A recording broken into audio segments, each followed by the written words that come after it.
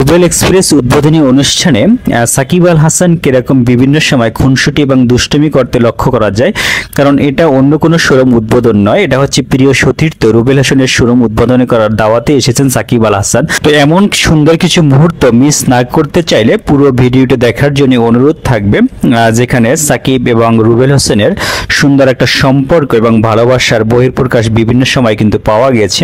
অবশেষে বিশ্বসেরা অলরাউন্ডার সাকিব আল হাসান এবং আরো অনেক ক্রিকেটার এবং মিডিয়া ব্যক্তিত্বের উপস্থিতিতে উদ্বোধন হলো রুবেল এক্সপ্রেসের। সাকিব আল হাসান আসবেন এ শুনে চারদিকে প্রচন্ড ভিড় ছিল, কিন্তু নিরাপত্তার কারণে সর্বসাধারণের প্রবেশ নিষিদ্ধ ছিল।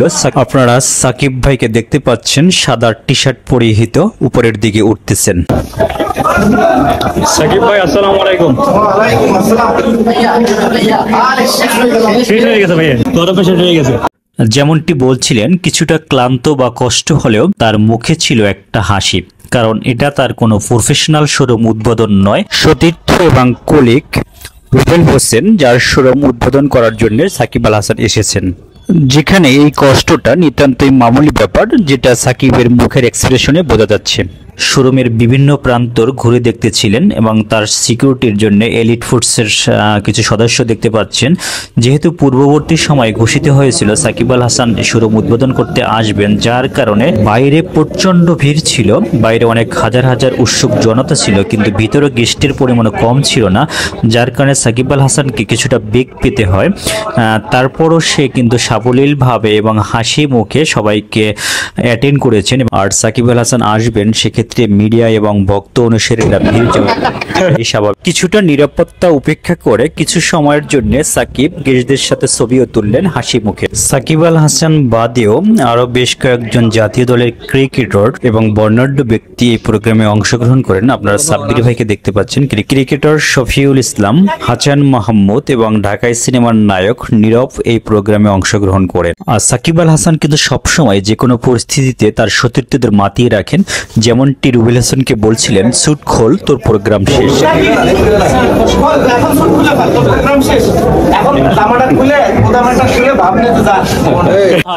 ঠিক তেমনি বন্ধু রুবেল হোসেনও তার বন্ধুদের কিন্তু কোথাও বঞ্চিত করেনি, তাদেরকে এই ব্যস্ততার মাঝেও সময় দিয়েছেন।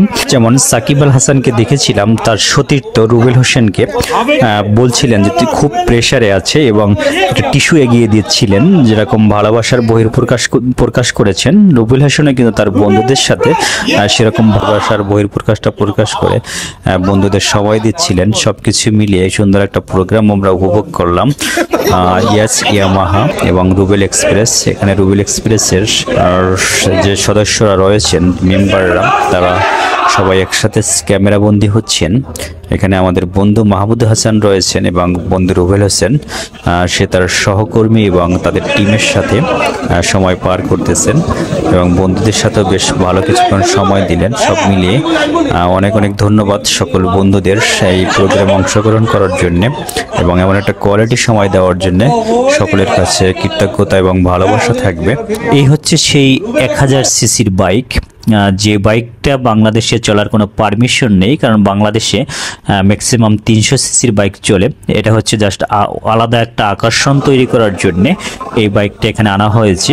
আর এই বাইকটা যেহেতু বাংলাদেশে বিক্রয়ের সম্ভাবনা নেই, যদি বিক্রি হয় তো এটার দাম হতে পারে 23 থেকে 25 লক্ষ টাকা, এমনটি জানিয়েছিলেন সবাই।